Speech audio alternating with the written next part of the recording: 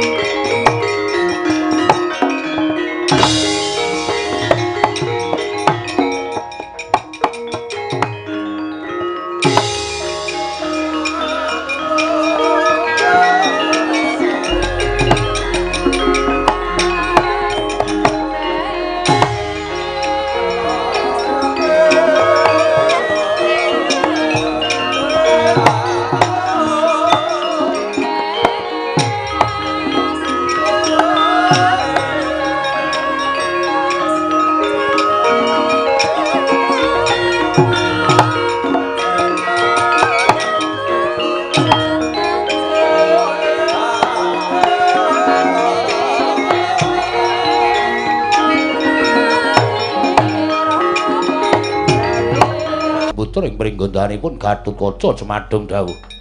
Rama Kyai ingkang putra ing Jangkarepipun Antarda Cemadong dawuh. Ana apa, Pak? Bapak ngawe karo anak-anak Njodipati kabeh supaya ngadhep ngersaning bapak nek ana wigati babarna karo para putra, Pak. Wah, Gatot. Wonten timbalan Rama Kyai. Antarja, wonten timbalan Rama Kyai. Antasena. Apa, Pak? Ora nyono babar pisan yen to bakal ana lakon ingkang kaya mengkene. Wonten menapa dene Rama Kyai paring dawuh mekaten kepareng hamba Baruna dhateng Yang Putra ing Pringgondani. Gatotkaca wonten timbalan. Jroning pasewakan Kresna Kakang Kurawuh ana ing madyaning Datulaya. Ngendikake apa to sababe dene negara Ngamarta katon peteng barep kakangku prasaja. Yen to negara Ngamarta ketaman pegebluk wis ana sesasi iki uripe para kawula esuk lara sore tekaning pati sore lara esuk ketiwasan. Tumuli Kresna kakangku disuwuni supaya paring pepadhang tumrap negara Ngamarta. Nanging Kresna kakangku tumuli nyuwun prisa karo mbarep kakangku apa ana lakon ingkang elok-eloki. Barep kakangku paring dawuh yen to sesasi iki pustaka Jamus Klimasada ilang saka negara Ngamarta. Nalika semana Kresna kakangku paring dawuh ayo padha mbudidaya supaya enggal ketemu pustaka Jamus Klimasada sarana Pandhawa nglakoni tapa semedi ora ketang mung sedhela. Nyuwun palimarmaning Gusti. Wah, Kresna kakangku nalika semana durung suwe nggone nglakoni semedi wis jugar. Tumulin jugarake Pandhawa kabeh nggone laku semedri. Kresna kakangku paring dawuh yen to pustaka Jamus Klimasada ora ilang pancen eneng sing nyolong. Rama Kyai, kula aturi paring dawuh sinten ingkang wantun nyidra dhateng pustaka Jamus Klimasada? Kanjeng Rama kula aturi paring dawuh sinten ingkang wantun nyidra pustaka Jamus Klimasada? Sapa Pak sing wani nyolong pustaka Jamus Klimasada? Bapak ora dadak jemangkah, aku ingkang bakal mbondo tangane ngrincung sikile. Tak aturake ngersaning Kanjeng Dharma Kusuma. Gatot. Aja kaget le cah bagus. Antarja kowe aja kaget, Antasena kowe aja kaget. Maling sing wani nyolong pustaka Jamus Klimasada. Wah, ora liya kejaba adimu Tanjung Ana Mangga Wijaya Gatotkaca. Kanjeng Rama.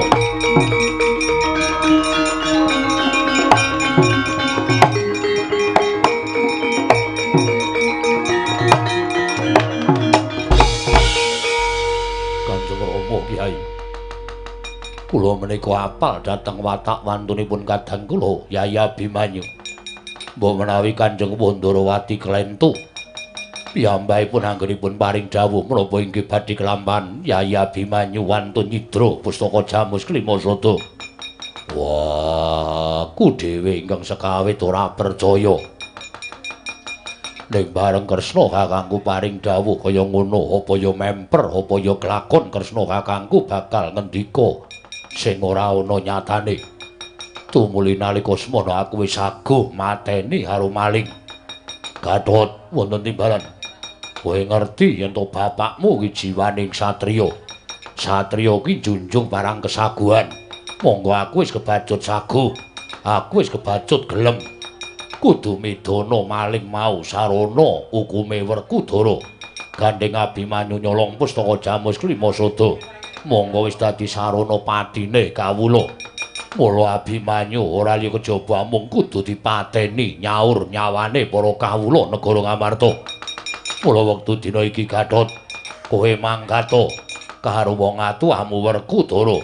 Adimu Abimanyu wis ora pantes dadi anake para Pandhawa. Nyiprati rah letuh marang pasuryaning wong atuhamu Pandhawa.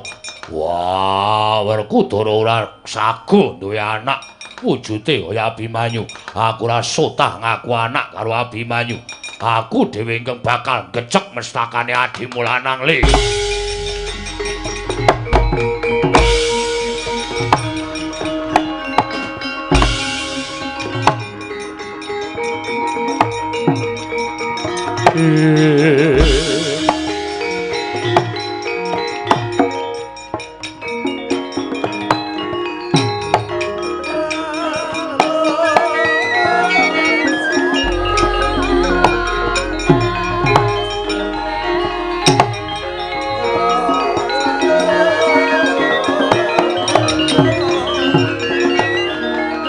Kacarian putra lamun kawekasan yeka wisanggeni maya Wisnu Pratenta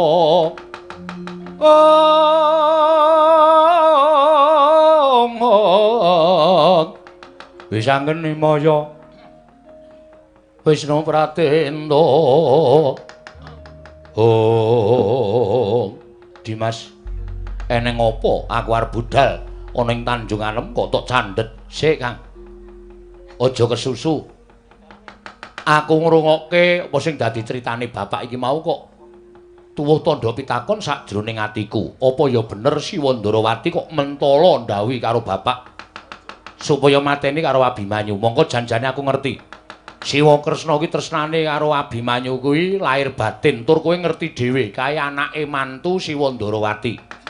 Apa mokal ing atase wong tuane kok mentala mateni karo mantune dhewe kuwi ora ketemu ngakal.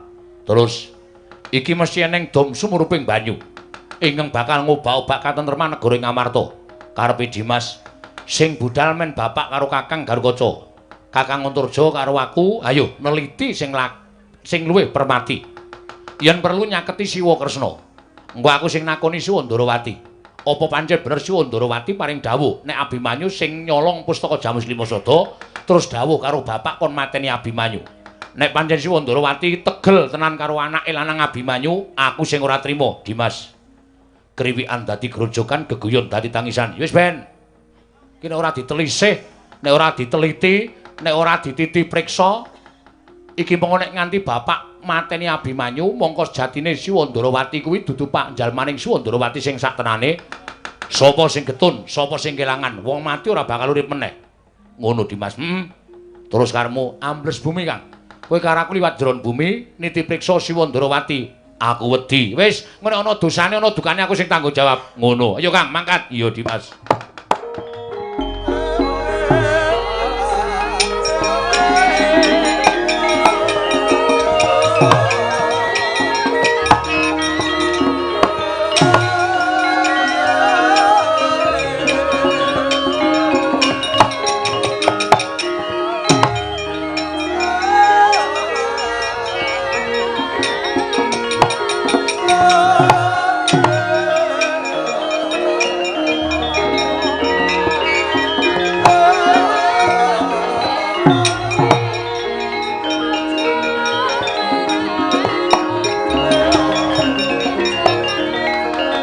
Kresna sinayeng manglung mintonaken Dewi Kramanira kang kumitiraning asta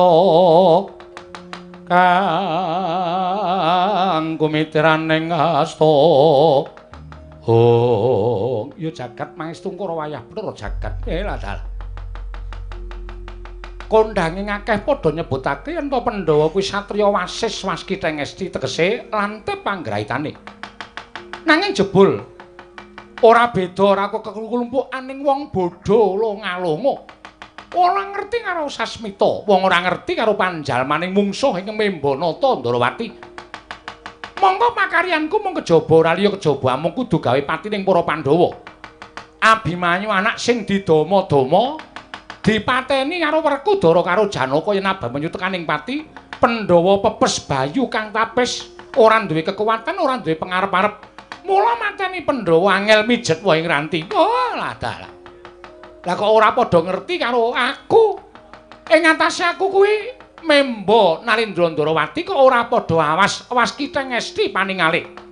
Werkudara ya mung manut ngono wae, Janaka ya mung manut ngono wae, Yayi Prabu Darmakusuma tak blithuk ya mung meneng wae. Lah kok jebul kondange Pandhawa nggone dadi satriya lantip panggraitane mau mung kandhek ana ing pangucap ora kababar dadi pakarti. Dina iki wah yaning mangsa kala Pandhawa cures saka lumahing bumi kurep ing langit.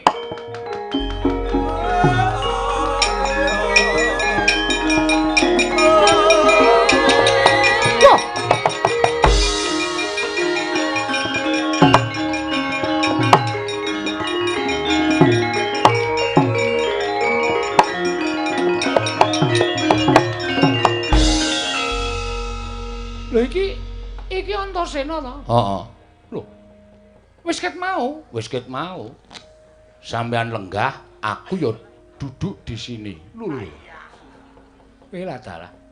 Lah nek ngono kowe ngerti kabeh apa sing tak kandhakake, capet-capet Pakde. Capet-capet to? Ya syukur. Terus wigatine apa? Aku mau ditimbali karo Bapak Jodipati. Bapak Jodipati paring dawuh karo aku, kon neng Tanjung Anom kon ngrangket Abimanyu.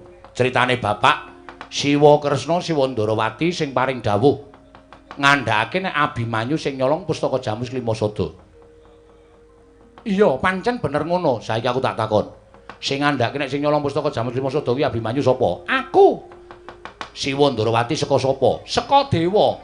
Nek dewa paring dawuh Sasmita kuwi mesti cetha. Dewane mesti ngandhakake Ulun Sang Hyang Indra, Ulun Sang Hyang Brahma. Mesti ngono kuwi. Dewane sapa? Antasena. Piye? Nalika semana dewa paring dawuh kuwi ora nuduhke sapa jenenge. Lho. Ora nuduhke sapa jenenge? Ora Antasena. Nggih. Lah terus ya mung paring dawuh nek sing nyolong pustaka Jamus Klimasada kuwi Abimanyu. Oh, ngono. Iya. Mula wektu dina iki kuwi ora usah dadak nersih.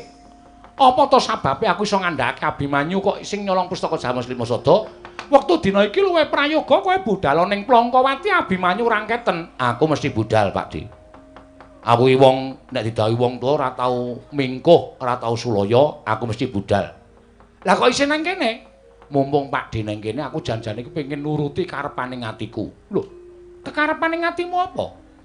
Aku ki jane suwe banget duwe pangidam-idam kepengin nyumurupi wujuding kembang ing iso nguripke wong mati kuwi jane kaya ngopo? Kembang sing iso nguripke wong mati kuwi Sekar Wijaya Kesuma sing duwe aku. Lah aku tak weruh sedhila wae. Ngene aku wis weruh kembang aku tak ning Tanjung Anom Abimanyu tak bandane. Waduh, Antasena, piye? Sing gedhe pangapuramu nek kembang aku ora nggawa. Lho. Ora nggawa? Ora. Keri ning Ndarawati. Waduh. Monggo kuwi sak ngertiku ora tau keri lho. Lho, wong iki rak kedunungan lali to. Wong iki kedunungan lali, mesti keri ya iso, wong apa-apa ya iso keri kok. Oh lah ya wis. Karang keri kok. Lah iya. Nek liyane kembang entuk ora. Nek liyane kembang tak duduhke senjata cakra. Aku tak weruh. Aku jane kok ngimpi-impi senjata cakra kuwi ampuhe kaya ngapa, wujude kaya ngapa, ampuhe kegila-gila. Antasena, piye? Aku ki mau rak lagi siram to.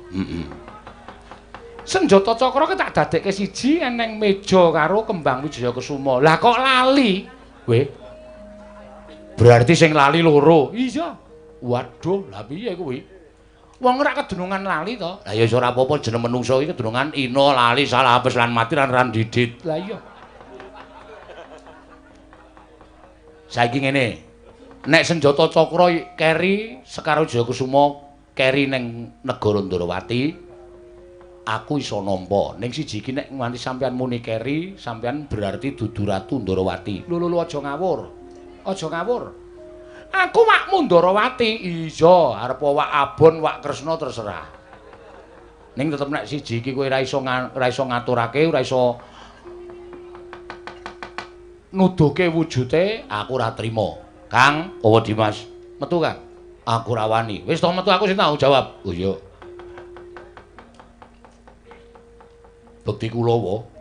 Ya Antarja tak tampa kok dadak ngejak kanca barang ki ngopo? Mergo iki wis tak dapuk. Lho, didapuk piye? Nek sampeyan ora iso nuduhke Sekar Wijaya Kusuma, Senjata Cakra ora apa-apa. Ning nek siji iki sampeyan ora iso nuduhke, nuwun sewu sing tak kon jotosi Kakang Antarja. Antasena, piye? Aku ki wak Mundarawati, wis ngerti. Ning ra perlu bukti to. Wis ngerti nek sampeyan iki pepundhenku Ndarawati. Ning aku perlu bukti. Kang, apa? Toto-toto, Kang. Nek iki ora iso ngandhake apa sing tak takokke, langsung diajar wae. Antasena ora edan lho, iki ora edan iki tenanan. Aku ora wani. Kowe jotos iki pokoke tak jotosi. Antasena aja edan. Wis to manut karo aku. Nek ana dosane, aku tanggung jawab. Oh ya wis. Kaca paesan. Kaca paesan? Ya, kuwi mapan ning jabaning daging ning jero kulit. Kuwi ora iso keri. Kuwi mapan ning epek-epek. Kuwi tok nggo nonton lelakon sing bakal kelakon, lelakon sing kowe ora ngerteni. Kaca paesan.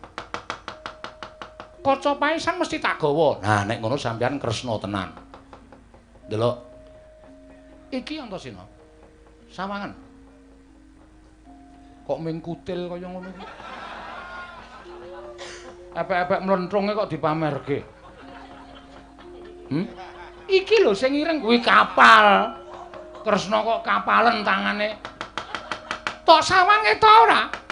Tak sawang kait mau nganti ngenake permana jati, nganggo netra batin ora katon cetha yen kowe dudu Siwa Ndarawati, Kang. Ya Dimas ngestoke dawuh. Terus, Kang, terus.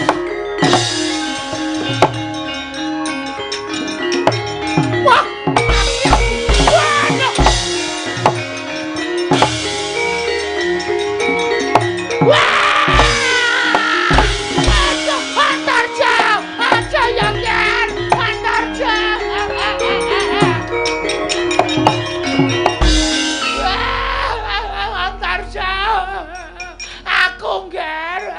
Aku Mbah Kakung.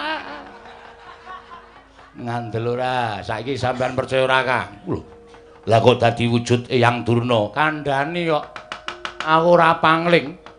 Ana Kresna kok lali nggawa Sekar Wijaya Kusuma kok lali nggawa Senjata Cakra, mula sing tak takokke kaca paesan. Ati aku. Madhep rene, Mbah. Madhep rene. Oh, ketok ora gedhoamu saiki. Antasena aku jaluk ngapura ya Antasena. Kok sampeyan mentala? Mentala piye? Kok sampeyan mentala ngandhake nek Abimanyu nyolong pustaka Jamus Klimasada? Abimanyu nyolong apa ora? Ora. Aku sampeyan ngomong, aku diutus karo anak Prabu Duryudana. Supaya gawe srana pati ning Pandhawa, mula Abimanyu tak jangka patine. Abimanyu ki anak Pandhawa sing ditresnani. Nek Abimanyu mati, Pandhawa mesti ora duwe kekuatan. Kaya ngono ki apa wong tuwa? Aduh, ora ngeplak to Antasena. Wes aku kapok aku. Dados eyang ingkang ngendikaken Abimanyu nyolong pustaka Jamus Klimasada. Antarja panendiya. Nyuwun pangapunten. Wong tuwa kaya ngene iki ora patut diajeni. Aduh, ora seru-seru. Musmet. Apa? Musmet. Iraku lara. Piye Dimas Ben, aja diculke. Kowe ngerti ora, Kang? Kowe ngerti ora, Mbah? Piye? Bapak wis ning Tanjung Anom. Ning nganti bapak mateni Abimanyu, utang getih, nyaur getih, utang nyawa, nyaur nyawa. Aku njaluk ngapura. Aku ora niat kaya ngono, Antasena. Monggo Kakang Garukaca ya ning Tanjung Anom. Nek Kakang Garukaca nganti mentala mateni Abimanyu, aku sing ora trima. Tak poteng-poteng. Durung. Iya. Piye Dimas? Ngene Kang. Kowe nek mlebu Karang Pradisan. Sing hoo kono. Oh iya. Terus golek pitik sak akeh-akeh. Arep nyate. Ora. Terus nek wis akeh pitike karo beras sak gegem. Durna diklekarke ning dalan mripate diwur-wuri belas. Pitik akeh banget diculke ora notoli matane. Aduh, Antasena, aku buta no.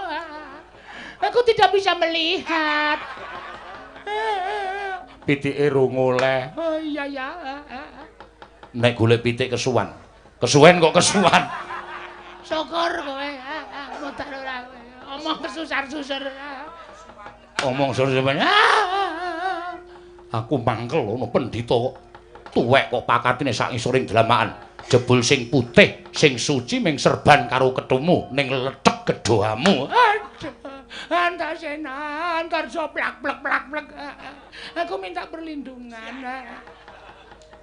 Panjen Kakang Antarja takon. Golek gerobak loro. Terus sing terus kono. Oh iya, Ndeng. Terus dikapake. Sirahe tareni gerobak, sikile tareni gerobak. Kon mlaku ngalor karo kidul. Dipecut. Apa jarane men gerobake mlayu banter. Ora pedhot awake. Aduh. Aku ora iso mbayangke. Ya nek pedhot pas weteng. Nek ngisore. Apa ya swiwine dadi loro. Kowe iki kecekel kok isih ngelucu lho. Ora lucu iki serius Antasena. Piye Dimas? Gendong Kang. Gendong. Kon ngaku ning ngarepe Kakang Garukaca, kon ngaku ning karepe Bapak Werkudara. Antasena, Werkudara kuwi muridku. Werkudara kuwi siswaku. Ning nganti Werkudara ngerti kuwi kelakuanku apa aku ora isin Antasena. Aja kaya ngono ya Antasena. Ora gelem ngaku ning ngarepe Bapak. Wis sing tak ajar dhewe. Bondo digendong Kang, diajar sanggon-gon. Yo ngestoke dawuh.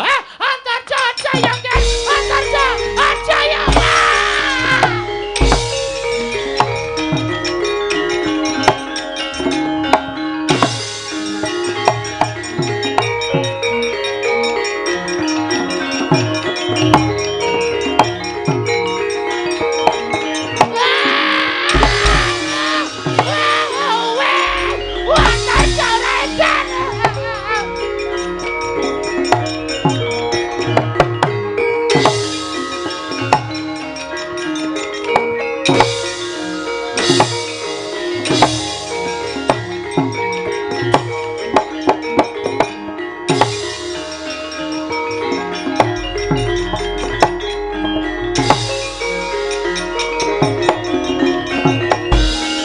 Kang, stop. Aja kesusu. Dimas Antasena. Ora ngira mabur tak sambi nangis mergo aku gagas kahanane adikku Abimanyu. Abimanyu adikku sing tak tresnani.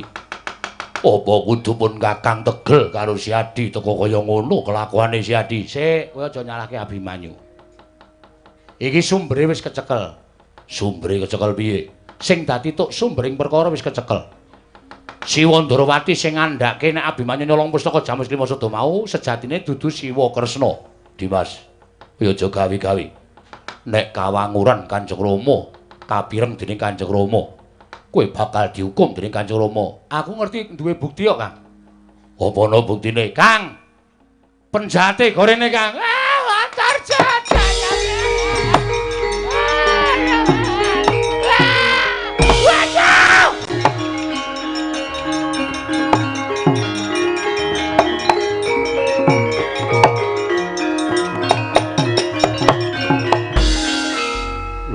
Iki yang Durna. Lah ya iki. Iki penjahate. Antarja banting sak kayang-kayange. Gatot Kaca. Eyang. Kenging menapa? Ngantos kados mekaten lambanipun. Ayo ngaku. Ngaku. Iya. Iki lagi aromong. Ora ngaku keplak sirahmu. Wong tuwa ora patut diajeni. Tegel karo putune dhewe. Ngaku. Misya. Kanjeng Hyang wonten menapa? Apa sing dikandhake Antasena mau bener? Leres kados pundi? Aku sing membok Ratu Ndrawati. Tegesipun? Aku sing ngomong nek Abimanyu nyolong pusaka Jambus kelima sada. Ning nyolong menapa mboten? Nyolong. Nyolong apa ora? Ora! Ora, Gatotkaca, ora nyolong. Iki suaraku dadi gedhe banget. Buktine iki, Kang. Dados Abimanyu mboten nyidra pusaka. Ora. Ing menapa Kanjeng Hyang tumindak kados mekaten? Diutus dening anak Prabu Duryudana supaya gawe pati ning para Pandhawa. Iya. Kados mekaten lampahan panjenengan. Menawi Kanjeng Rama dugi wonten ing Tanjung Anom, Abimanyu dipun pejahi. Sinten ingkang jalan? Aku jaluk ngapura. Aja nesu ta Gatotkaca.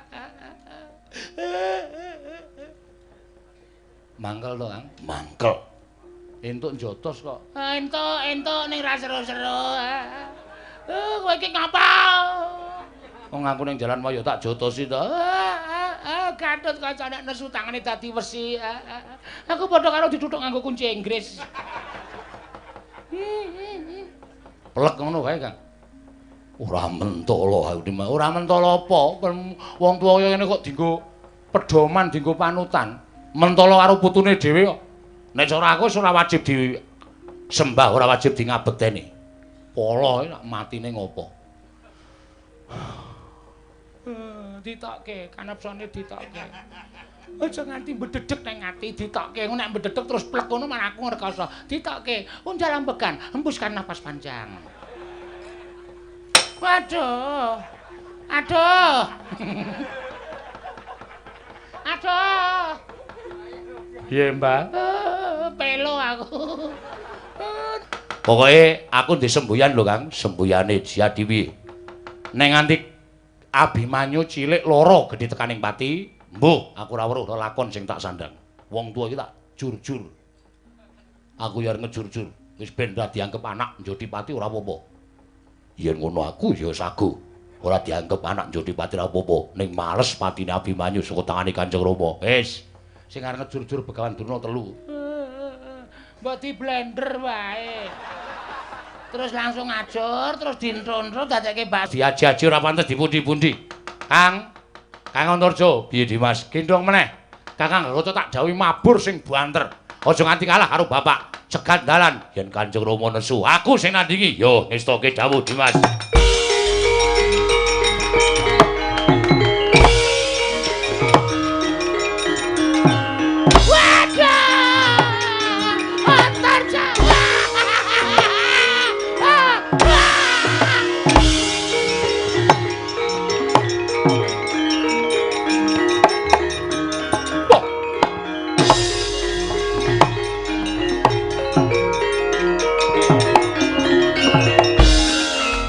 Mangkah kangro sesumbar lindhu bumi. Lindhu bumi konjengku maludha kuntur ketup.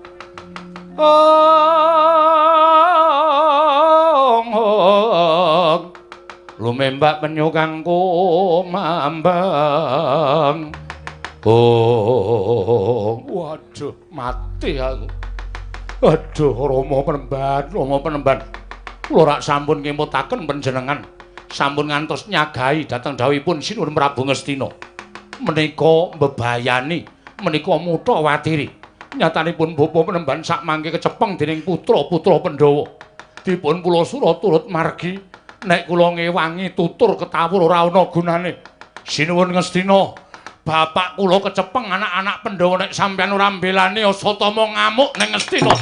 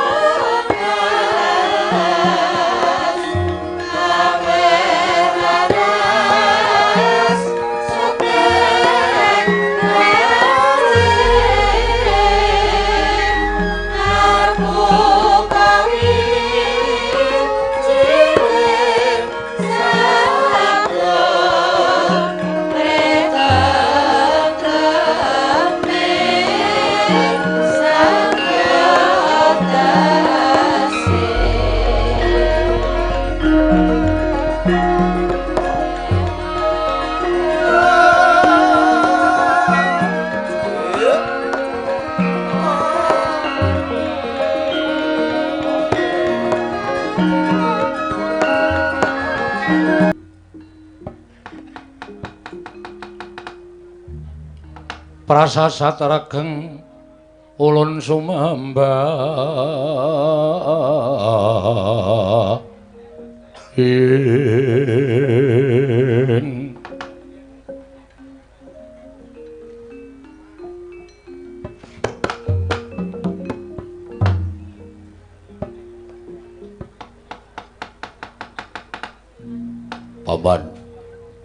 Paman Haryo Sengguni.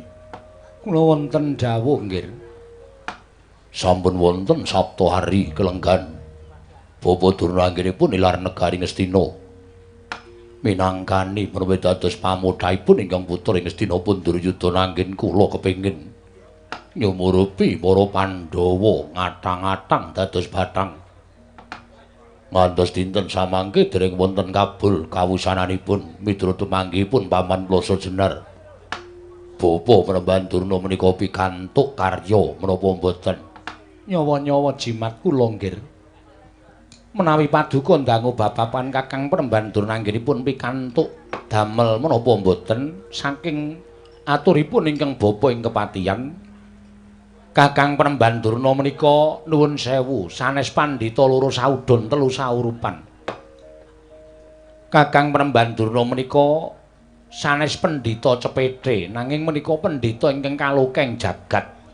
Dasaripun kebegan guna kasantikan, guna kanuragan. Mila mboten aneh menawi pertapan Sukalima menika kathah para nalindra-nalindra ingkang manjing dados siswanipun Kakang Penemban Durna. Turta panjenengan emut panjenengan prisa bilih para Pandhawa menika klebet siswanipun Kakang Penemban Durna. Mboten wonten jamak limanipun ing atasipun murid kok kelangkunganipun ngungkuli dhateng gurunipun menika mboten badhe kelampah. Dados menawi paduka menika ngutus dhateng Kakang Penemban Durna supados damel pejahing para Pandhawa menika sampun trep lan sampun saktraju kaliyan kekiyatanipun Kakang Penemban Durna. Tegesipun kula saged mesthekaken menawi Pandhawa dinten sak mangke sampun sirna nanging sabab menapa Bapa Durna boten kundur wonten negari Ngastina. Kula kinten awit saking kabagyanipun Kakang Penemban Durna anggenipun sampun saged mejahi para Pandhawa saha mastuti dhateng dawuh paduka anak Prabu. Mbok menawi Kakang Penemban Durna langkung rumiyin suka parisuka wonten negari Ngamarta ingkang sampun ketingal kumplang krana tinilar pejah dening para Pandhawa. Wonten dawuh sampeyan ampun ngenaki hatining ratu. Sampeyan ampun waton matur ning matura nganggo waton. Aja ming matur sampeyan supaya iso gawe ayeming nalindra ning saknyatane napa sing mangaturake menika mboten jumbuh kaliyan lakon sing wis kelakon. Nggih, kula nuwun sewu to. Panjenengan menika nyuwun priksa, monggo kula sampun matur menapa wontenipun. Menawi inggih paduka menika badhe mboten pitados kaliyan ingkang bapa ing Plasa Jenar. Menapa kula nalika sowan wonten ngarsa padika, selaminipun kula menika suwita. Menapa wonten atur kula ingkang dura, kula kinten dereng nate. Menapa ingkang kula aturaken menika jumbuh kan lampahan ingkang sampun kelampah. Dados inggih panjenengan pitados kemawon.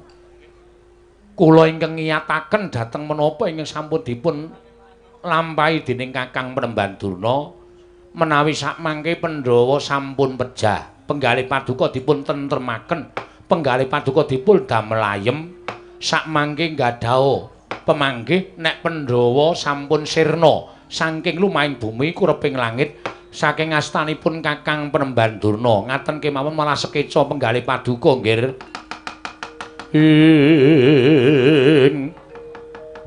Sring Astina Maha Prabu Duryudana alon nangandika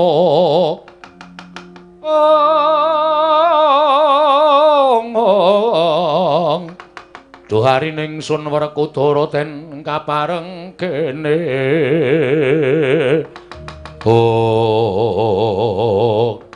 dereng ngantos paripurna sami Mbawajana kasaru pelajaripun Bambang Swatama sinuwun ngaturaken ketiwasan sinuwun kula ingkang sowan.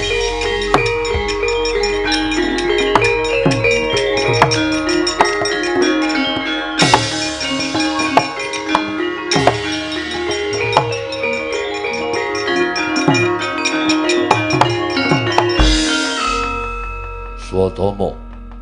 Ora tinimbalan sowan teka kowe ngabiyantara. Wigatine apa? Iye, wale-wale menapa? Sewu-sewu kalepatanipun ingkang abdi tadah wadana dene kula wantun sumalana ngabiyantara ngersa paduka Gusti kula Sanata ing Ngastina. Ingkang sekawit kula nderekaken Kanjeng Rama. Ngestu padha dawuhipun sinuwun Ngastina supados mejahi dhateng para Pandhawa. Namung mugi andadosna ing kaweningan. Ingkang sekawit Kanjeng Rama penemban Memba Nata Ndarawati lan sampun saged mlithuk dhateng para Pandhawa sarana api-api damel inggih menika lelampahan bilih pustaka Jamus Lima Sada dipun cidra dening Abimanyu. Malah samangke Werkudara sampun bidhal wonten ing Tanjung Anom badhe mejahi dhateng pun Abimanyu. Nanging semunipun Kanjeng Rama kilan prayitna. Kanjeng Rama anggenipun sesingla nata Ndarawati kadenangan dening pun Antasena, Antarja miwah Gatotkaca. Sinuwun tiyang sepuh kula dados pesakitan dipun pilara turut margi dipun tutuki dening anak-anak Werkudara, dipun cempalani dening Antasena, Antarja lan Gatotkaca. Kula sumanggaken paduka kepareng maluyakaken dhateng sugengipun Kanjeng Rama penemban Durna sinuwun.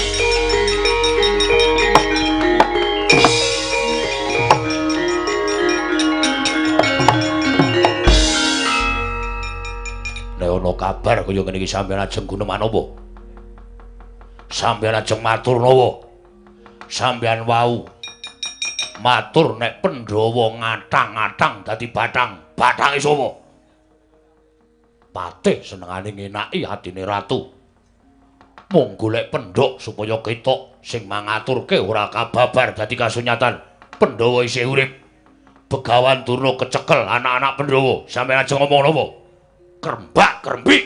Ora ana nyatane patih model apa sampeyan?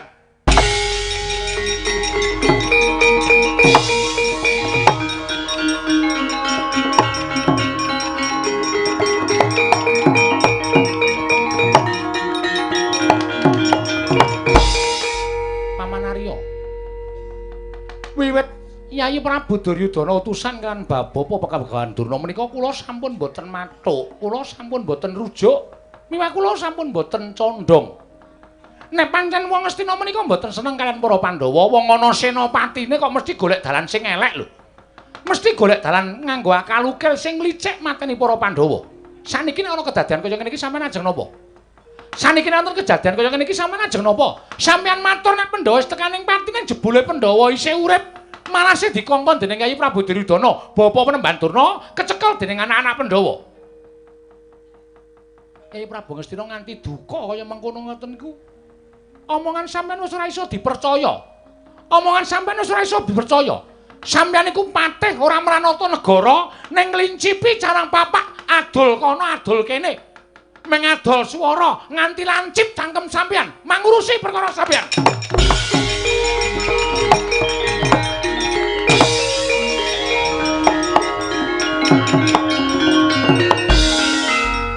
Pripun paman? Kedadosanipun kados mekaten menika dos pundi? Malah paman dipun dukani dening sinten-sinten. Santai. Nek ora kaya ngene iki ora makmu cilik. Lho kok malah sampeyan ngendika kaya ngoten? Wis ta, aja kuwatir. Aku iki diseneni sapa-sapa iki wis biasa. Wis butuhe kowe meneng wae. Deloken jogete makmu cilik Plasa Jenar Kartomarma. Nek aku ora iso gawe geger jagat aja dundang Sengkuni. Kudune wong-wong sing apik iki do matur nuwun karo Sengkuni. Tak udhokke uripku dadi wong ala iki sing apik men ketok. Nek ora ana sing ala sing apik ora ketok ra kandhani. Iki tontonen jogete Patih Sengkuni nek ora iso gawe lakon tekan sesuk-esuk aja dundang Patih Sengkuni. Ngestuaken dawuh. Kula nuwun pangapunten. Kula ingkang sowan, kula nuwun panit pasang Kalimantabit.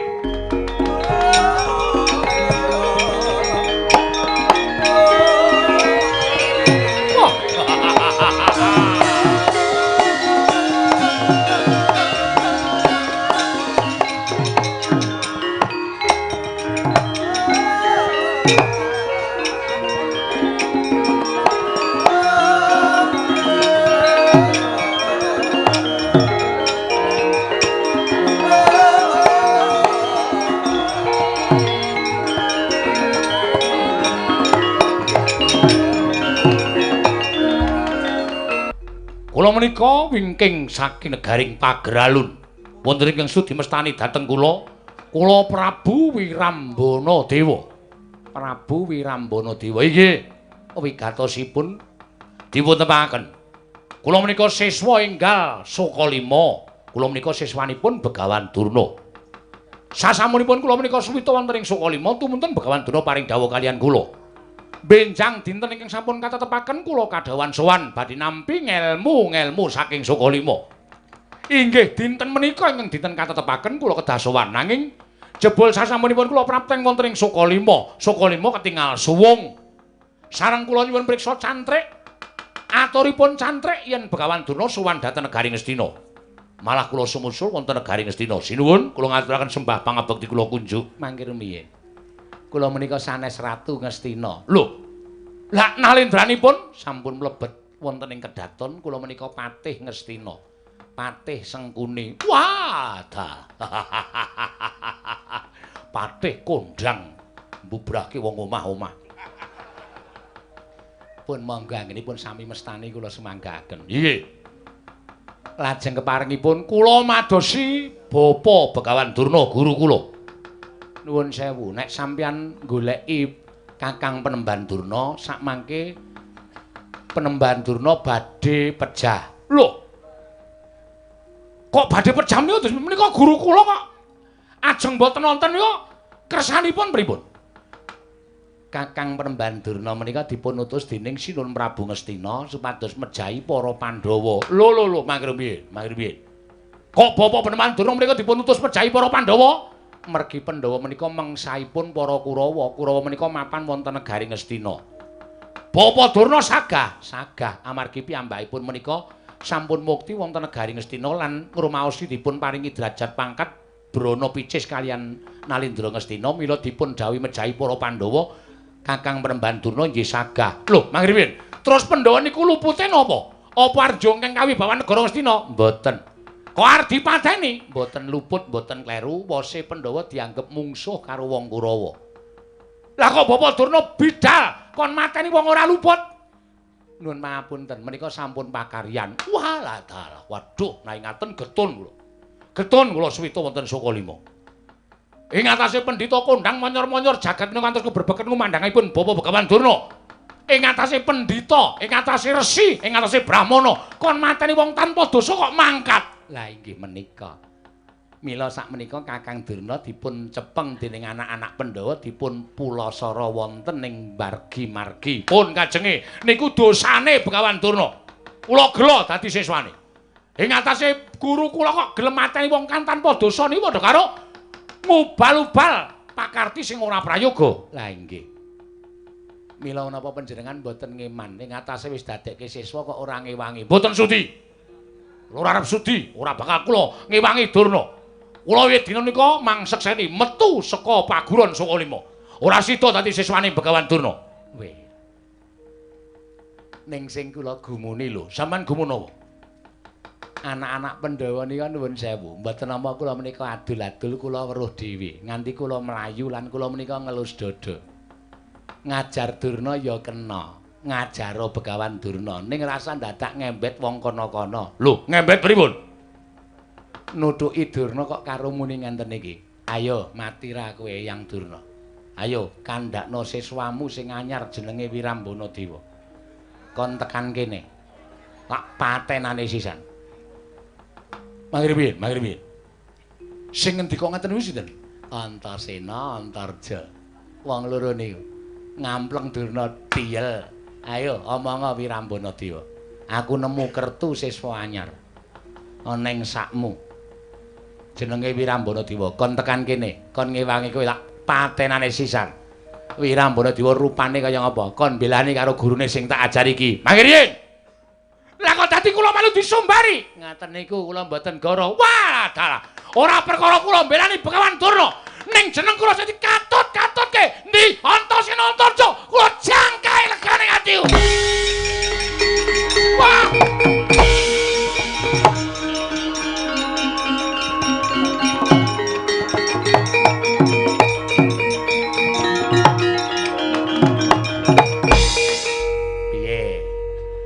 tak celuk lekmu ilmu prasa jenar nek ora iso gawe geger. Wah, paman menika senengane adu kono adu kene. Ma, wonten dawuh. Sangu tromos. Sangu gula, sangu kopi, sangu panganan, sangu kloso, gelar kloso ndelok wong perang. Waduh. Niki rak sampeyan sing gawe-gawe. Weh, nek ora ngono ndak ra ana tontonan, saya mangkat. Butuhe karo-karo kowe entuk tontonan Antarja Antasena diajar Ratu Sabrang. Wah, kula wis to, ayo menyang aku gawakno cangkir ya, cangkir. Sing aja nganti adem. Nggih, ngestaken dawuh, tak ndelok wong perang.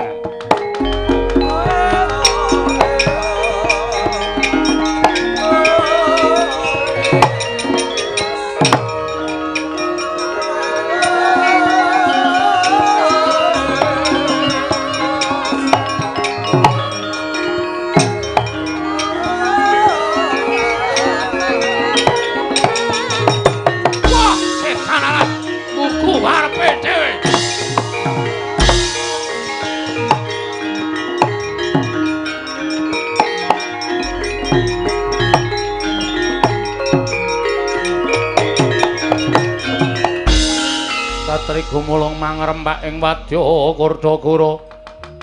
Ranangkana meh kakiri gawe gelarira wang-wang. Ong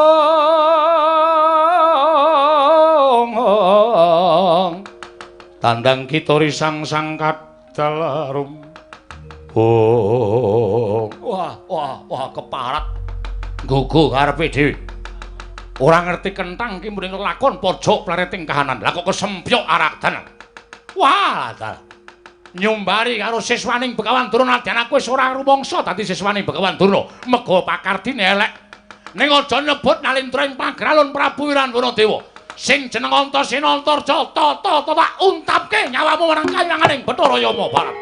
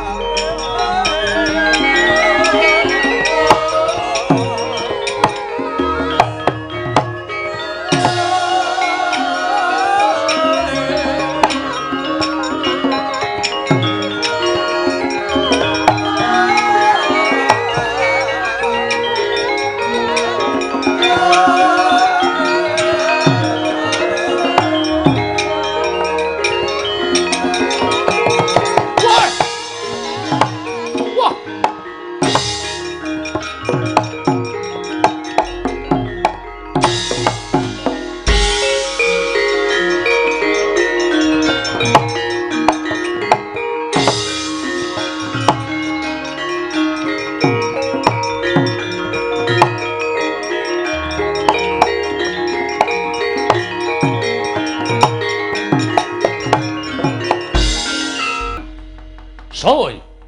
Luwih dhisik ngaku. Ana Nalendra Tlatah Sabrang, kowe ngaku sapa? Takon karo aku nalendra pagralun Prabu Wirambanadewa. Balik kowe sapa? Satring jangkar Bumi Raden Antarja. Sapa? Antarja. Lah, candhak menungsane. Sing mburi lho. Adine Kakang Antarja aku Antasena. Wah, sisan gawe wong loro sing nyumbari karo aku, ya to? Kowe nyumbari karo aku kowe rasa dadak selak, kowe aja kumbi. Kowe aja minger. Kabeh wis ketok. Aku nampa praduling Pati Sengkuni, kowe ngajar Bapa Begawan Durna. Ajaren pula saranen Bapa Durna aku ora apa-apa, ning aja nyenggol siswane. Aku wis dudu siswaning Begawan Durna. Kowe ngrasani karo aku, ayo kandhakno Wirambanadewa kono. Ratu Pagralun gecekane sirahe. Sing muni ngono cangkeme sapa? Sing muni ngono cangkeme sapa? Piye Dimas? Wis muni hoong ngono diajar wong loro wis beres malah.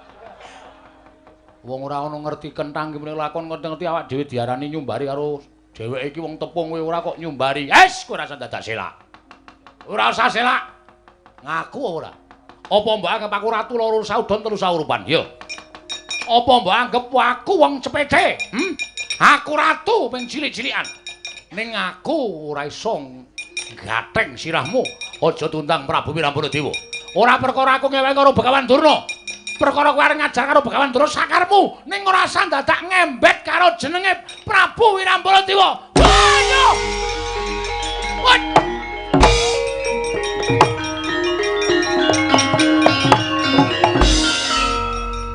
Tok kabake Dimas, tak pendem sisan. Lah piye?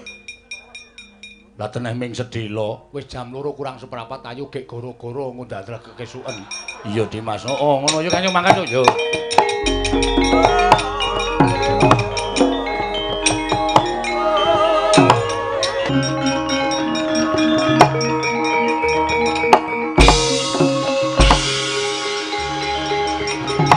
Sik. Antasena. Heeh, Pak. Wah. Gatotli. Memek mripate bayi wingi sore. Wani ngluputke Durna bapakku. Wah, candhak sabetke kayon pecah sirahe. Ora sudi duwe anak sing wani karo eyange, wani karo guruku. Pak. Apa sing dikandhake Kakang Garut kuwi bener? Aku sing badarke sesinglone Eyang Durna sing memba Siwa Ndwarawati. Lan saiki Eyang Durna wis tak gawa. Takon matur dhewe karo bapak. Antasena. Piye? Durna kuwi bapakku. Sakarepmu ning Durna salah. Kowe wani karo Durna bapakku. Durna salah, mula aku wani karo Eyang Durna. Kowe wani karo bapakmu sing tak wedeni apamu. Kandhani ngayal, ayo. Ayo.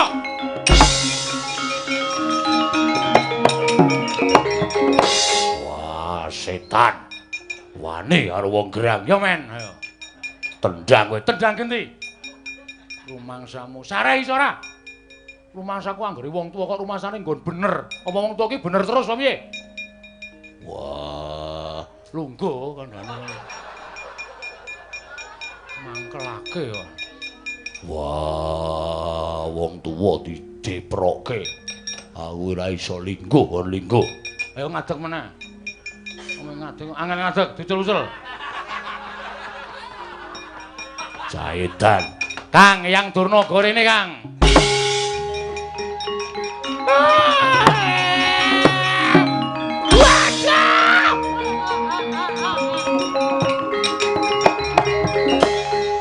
Antarja kowe mbok ora sia-sia banget karo aku to Antarja.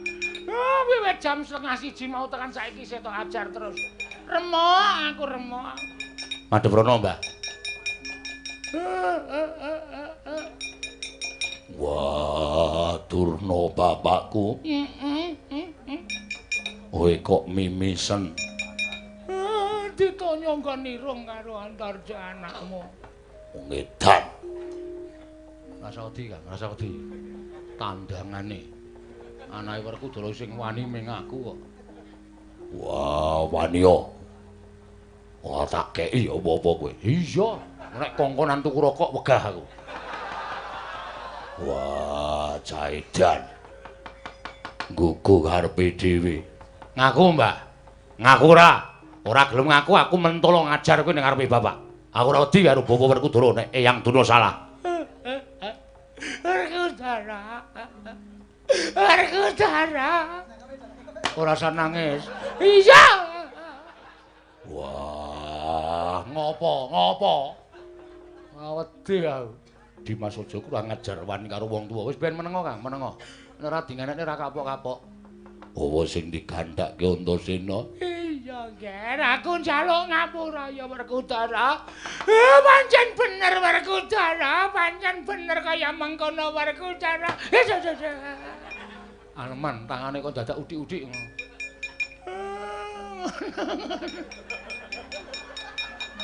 Diwalik malah. Werkudara, aku pancen mbebana Ndwarawati. Aku pancen sing ngakon kowe mateni Abimanyu. Abimanyu nyolong pusaka. Ora, Nger, kuwi gaweanku. Wah, isin aku.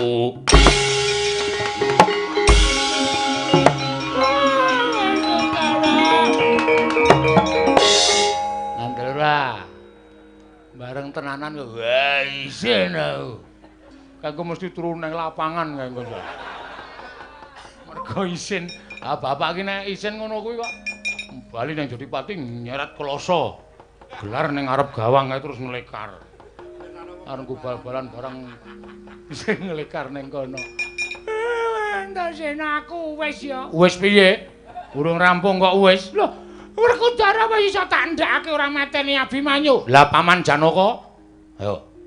nek nganti bapakne dhewe mateni anake dhewe, oh ana perintah pecah sirahe. Kang, bondo gendong nek nganti Abimanyu tekaning pati, patine Durna kowe karo aku sing nyengkake. Ya Dimas.